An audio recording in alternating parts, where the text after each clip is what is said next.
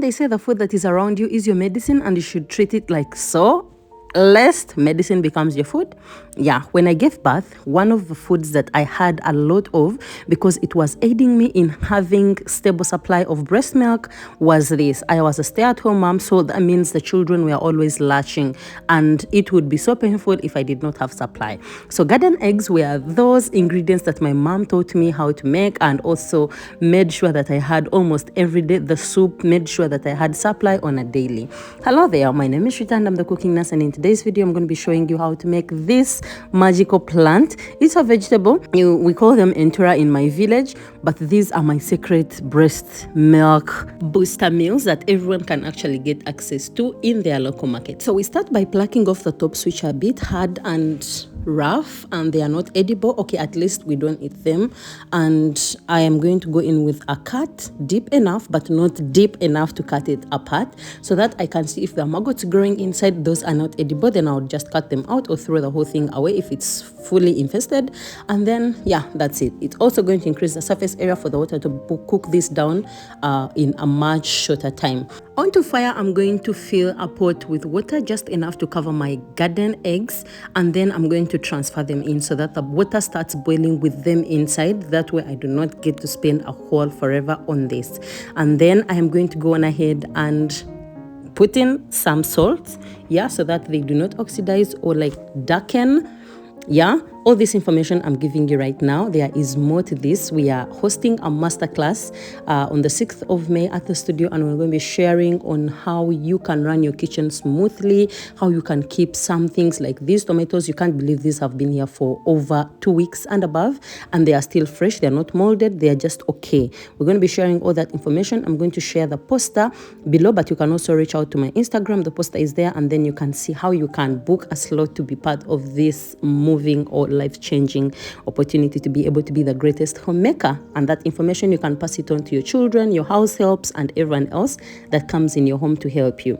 So cut your tomatoes, remove the eye, the upper side that is usually attached to the plant, and then square them on top so that it's easy for them to peel once they are done, cooking. In this, we're just going to transfer them in here because we are already boiling water, right? So we can't be using the air fryer maybe to soften them up and make them easy to peel, and neither can we put them aside in the other plain water. So we're just going to add them in there. Make sure you collect everything you need to be using in the kitchen. I'm going to be tagging the person who sold me this spice rack that is also multi-purpose in the description box and also on my Instagram, so make sure to check them out. She's an online vendor in Uganda, so you can always get something like that. While the garden eggs and tomatoes are cooking or boiling away, I'm going to go on and arrange or organize my other vegetables.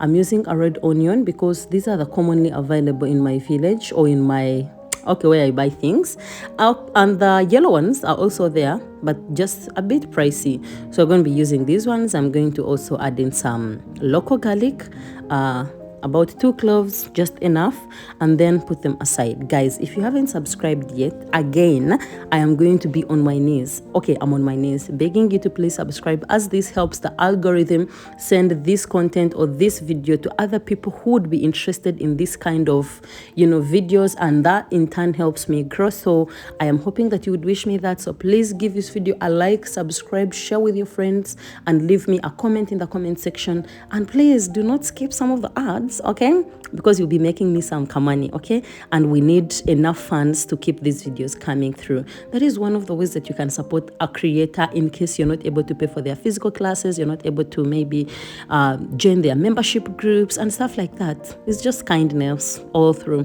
Thank you so much. So once we are done chopping our garlic, we're just going to add it in the onions, so it just goes in at once. And our tomatoes are ready. You can see they're already peeling. Transfer them into a bowl. I'm using these wooden bowls from Diary of a Wood Lover on Instagram. She gave me these assets, and they are really multi-purpose. You can use them to maybe mix your salad and serve and everything else. Like right now, I'm just using them in my cooking today. No glass, no plastic, wood. Yeah. Okay, the glass is behind, but assume you have not seen it. Okay, thank you. Go on ahead and put yourself in a position to always support small businesses. So head over to Instagram and look for this smart lady who has passion in wood and has started creating all these good wood pieces, and support her. So the eggplants, or rather garden eggs, Ntula, are ready and they are mushy. So we're just going to drain them and put them aside, and then on a new pan. Yes, I washed the old pan. Okay, yeah, I put them aside and washed the old pan. It's what I've returned, so no new pan. Thank you. Put it on. Once the water has dried, add in some olive oil and then add in a knob of butter just to elevate the flavor, because butter has a different cooking point than oil. Usually it's good if you like put them together, yeah, just to get the better effect. Add in your garlic and onions and then saute them until they are wilted and fragrant. And then once they are this texture, we're going to go in with our tomatoes, which were cooked, parboiled, and now they are like as if you blended them, because I don't like the pinkish color and the smell of uncooked blended tomatoes, so I prefer doing this. And this is going to preserve the flavors, the texture, and the color of the tomatoes. And now I'm going to go in with my beef flavored seasoning cubes. Just you squish them, or you can just drop them and you'll squish them much later. And then I'm going to go in with my spices, coriander powder.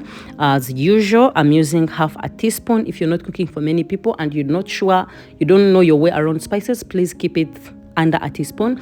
I'm going to go in with my forever favorite paprika and then black pepper, and then I'm going to toss this around until it's well incorporated, and then I'm going to return the garden eggs or Ntula into the mixture. Make sure to season. The seasoning we put in water, or the seasoning cubes, you need to check and see if the salt is actually enough or not, so that you do not over salt your food and you're stuck with something that is not edible. I like mine mashed so that it's easy for me to like have this with anything, matoke, posho, or whatever else is there. So yeah, pretty much this is it. You can just cook it like this and leave it like that, but I'm going to add in some little bit of that water that cooked the Ntula, because it has most of the other ingredients, the nutrients, yeah.